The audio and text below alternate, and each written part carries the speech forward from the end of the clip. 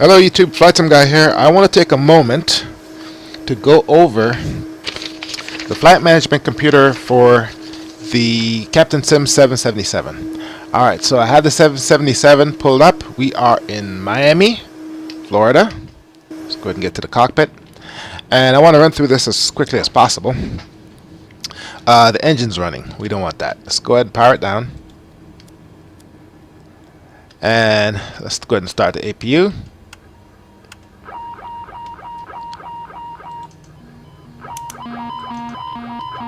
Quit whining.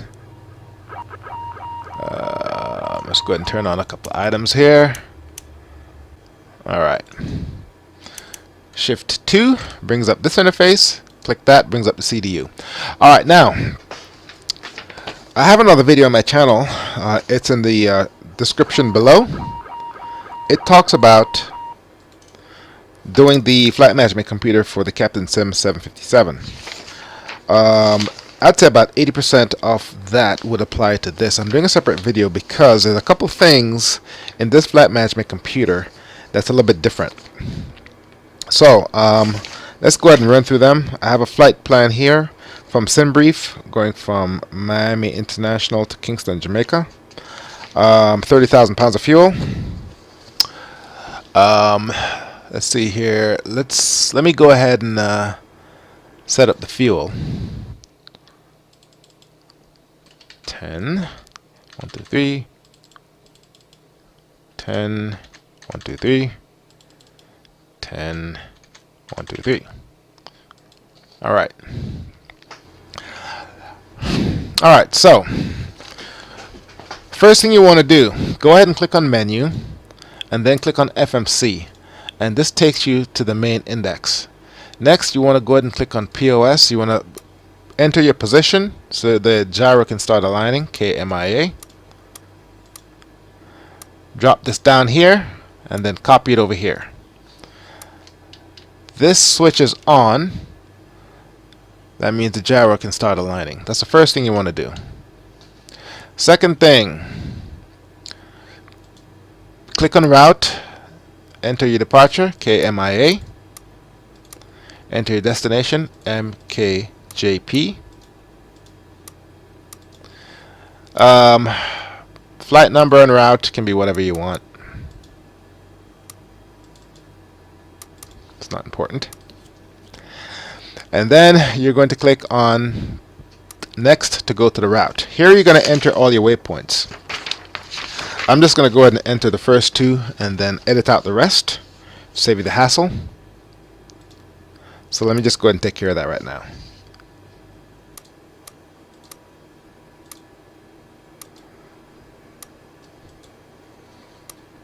Okay.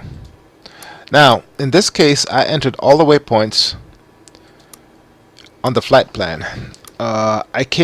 This flight plan has me coming in on the Kino 1 star. I could have just entered Kino 1 in the star, but I chose not to. Instead, I entered all of the waypoints. So here, next, what we're going to do is you can go ahead and click Activate, Execute, Perf Init.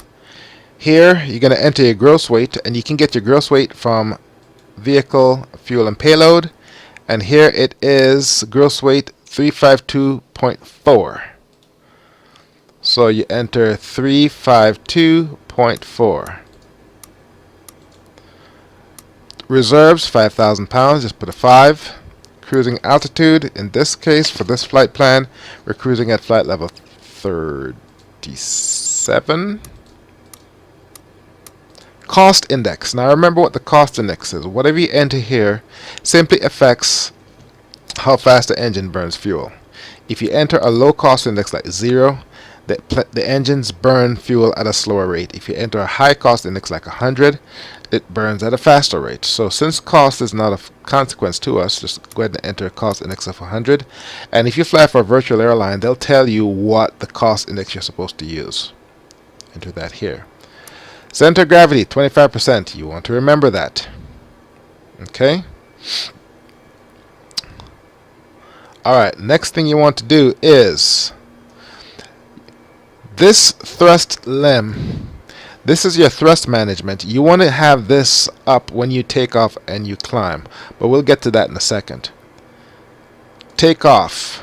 Flaps, you want 3 notches of flaps. Flaps 1 is 5, flaps 2 is 10, flaps 3 is 15. And it'll go ahead and give you your V speeds. Center of gravity, 25. And your gross weight, takeoff gross weight, I suppose you can enter the same number. Alright. Make a note of your V speeds. V1 is 111. Rotate at 115 and you climb out at 125. Alright, now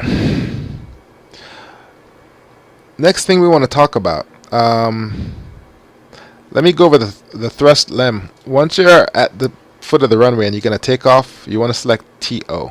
Okay? That's your takeoff. And it's going to derate the engine based on what this thing is. Once you've taken off, you bring this up and you hit climb 1. And what it's going to do is it's going to set the engines for climb 1 speeds. And then you have climb 2 and whatnot. You don't have to use these, it's here for thrust management. Whole purpose of all of this crap is to make sure that you burn the least amount of fuel as possible so that you can make the most amount of money. And in FSX, that is of no consequence. So, alright, so next thing you want to do, you've entered your route. What you want to do now is you want to verify that your route is good. So, to do that, you're going to set this thing here, which is called your mode control panel. No, not that. Your EFIS. This is this, as you can see. What you want to do is set it to plan. And then set it to about 20 miles. Okay? And then bring up your CDU. And you want to go to your legs page. Okay? And then hit step. And what it's doing is it's stepping through each waypoint of your flight plan. If you want to get a big picture of what your plan looks like, just go ahead and up this to say 80 and keep hitting step, and as you can see, everything looks good.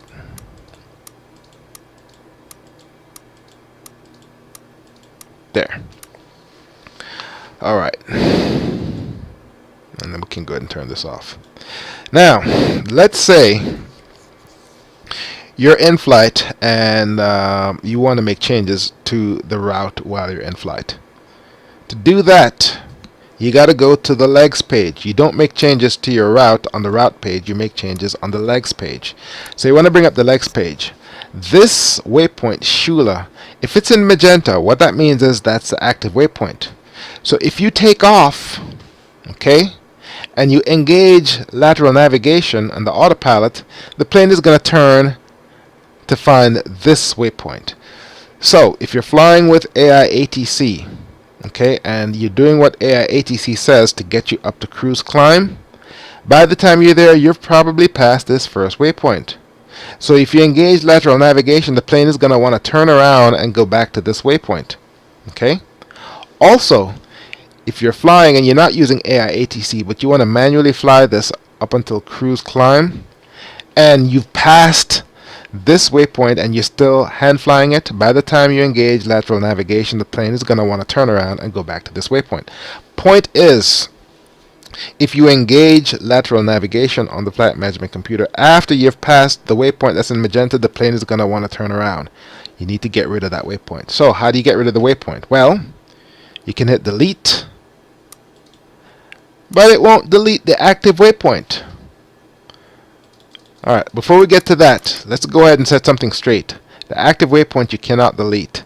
A waypoint that's coming up in the future, you can delete it. So let's go ahead and delete eons. To delete a waypoint, you hit delete, click the waypoint you want deleted, eons. Now it's gone, but you have a route discontinuity. How do you fix that? Very simple. The waypoint afterwards, you copy it down to the scratch pad and then you insert it to the blank and then you hit execute. That's how you delete the waypoint. Now for what we're doing, I want to go ahead and put that waypoint back. So to insert a waypoint, you simply tap out the waypoint name, and then put it where you want it. It's going to stick it right there. You have a discontinuity when you insert something. So to get rid of the discontinuity, all you need to do is copy this waypoint here. So just do that and that. Then you hit execute. Alright.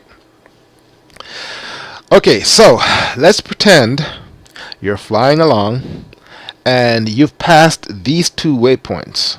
Okay, and the next waypoint on your flight management computer is this one. What you could do is you could delete this, then delete this. An easier way to do it is to simply copy this waypoint up to here, and what it's going to do is it's going to blow away those two, and the flight plan is going to be from this waypoint onwards. And to do that, you copy it to the scratch pad, and I can't undo this, so I'm just going to do it one time. There, and those two waypoints went poof. Okay, if I want to insert those waypoints again, what I'd have to do is punch them in manually, insert, hit execute. Now, a reason why I chose to do a video on this aircraft's flight management computer is because if you've ever tried flying the 777, one thing you're going to notice is you have no course needle and you have no course knob. So if you're not flying with a flight management computer and you're flying VOR to VOR, oh my god, what are you going to do?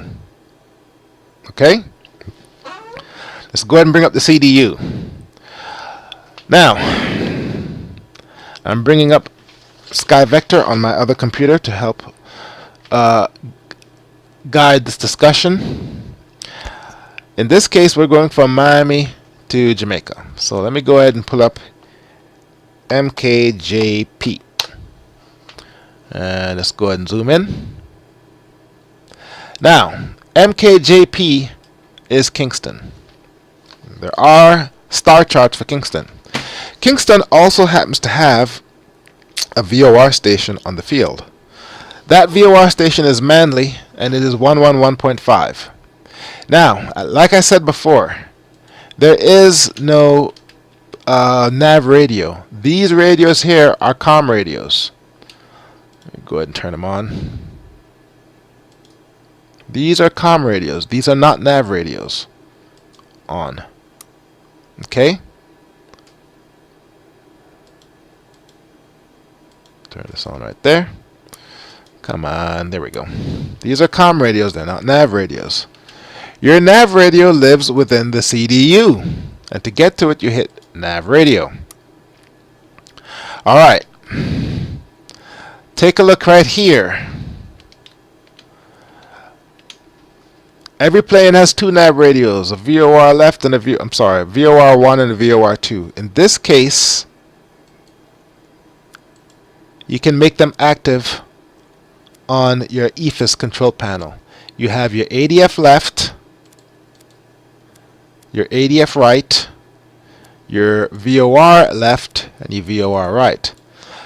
But for this to be of any use, you need to be able to tune the radio. Alright, so VOR left, VOR right. Let me go ahead and pull up Manley. The VOR radio, or the VOR station, Norman Manley, is 115.50. 115.50. And that's how you change it. As far as tuning your knob, there is no knob to tune it. It will automatically intercept if you have this thing on. It will automatically pick it up and show you on here where the VOR station is. That is for the VOR station. Your ILS is a different frequency. And if you try, and hang on a second here, let me go ahead and pull up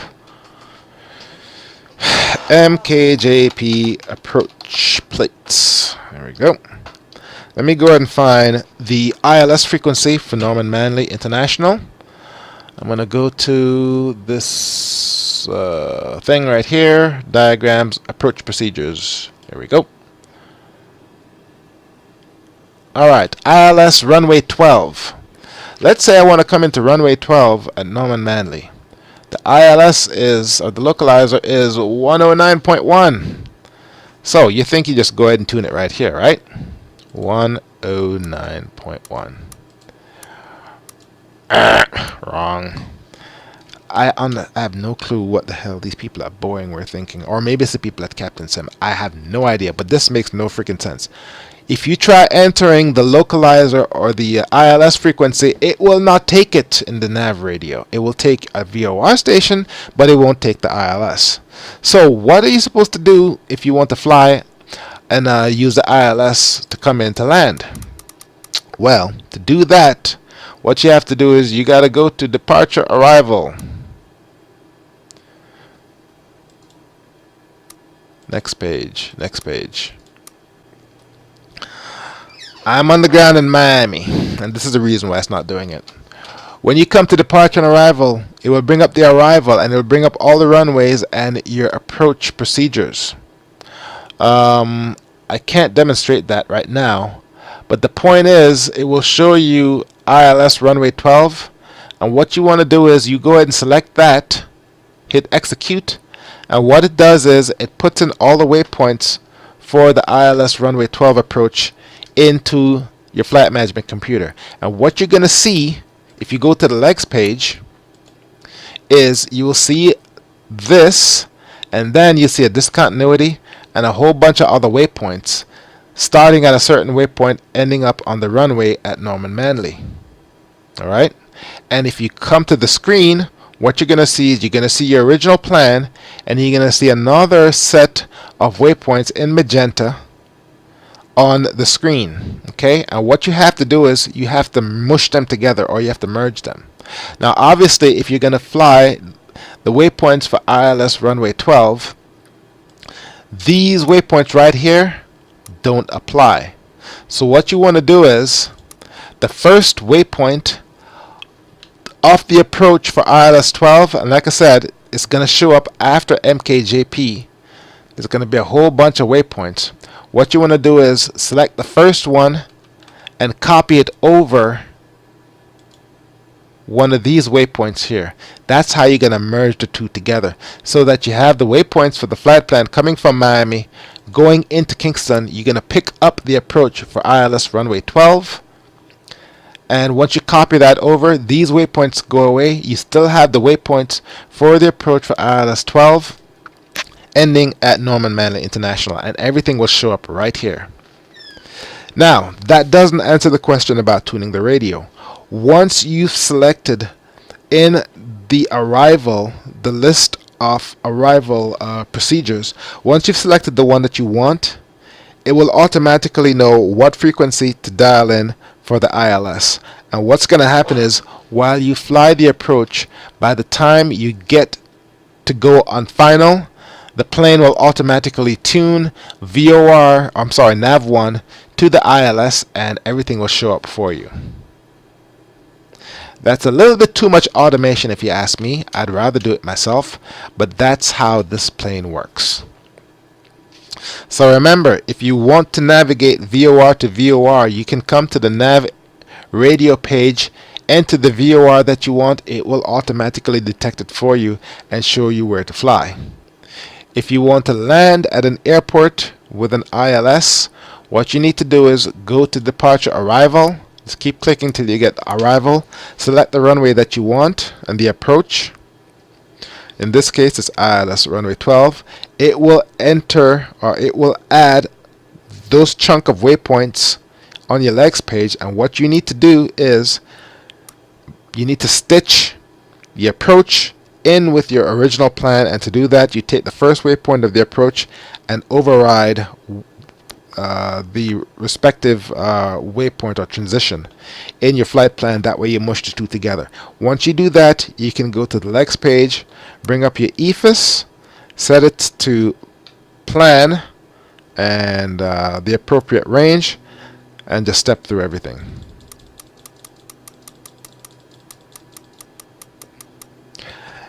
Alright, that's the bulk of what I wanted to discuss. A few other items. If you go to menu, you can change a couple of items here. and you can screw around with all of this stuff. It's not needed. Cabin int, I have no idea what that is. Sat, no idea what that is. FMC, and also the thrust. Remember, you want to use this. You can, I guess you can derate your engines -10 or -20%. But remember, managing your thrust like this is strictly to save fuel, to save wear and tear on the aircraft, so that the airline can make the most money and save on maintenance costs. In the world of flight simulation, this is all moot. Also, one more thing. Coming into approach, your gross weight, here are your flaps, here are your V-speeds. I'm not sure what would happen if you enter something here. I don't think it's going to do anything. 15, let's try 150. Probably not going to allow it. Nope. Alright. Your flaps, VREF, and just make sure you have those speeds when you're coming in. And I think that's it. Obviously, this video and the other one only covers what you need to know to punch in a route and fly it with the flight management computer. There's still a lot more that the flight management computer can do that I haven't covered, such as entering fix, doing holds, flight management com, not even sure what the hell that is, doing holds, entering alternate. Also, you can manage 2 routes when you fly. You can, I mean, obviously only one route's going to be active, but you can have up to 2 routes. One could be the primary route. The second route can be your alternate if the first airport is inaccessible to weather or whatnot. There's a lot more this FMC can do that I'm not talking about because you know, it's just the basics. And that's all that I have. This aircraft, the Captain Sim 777, it's been out for several years, at least 4 years.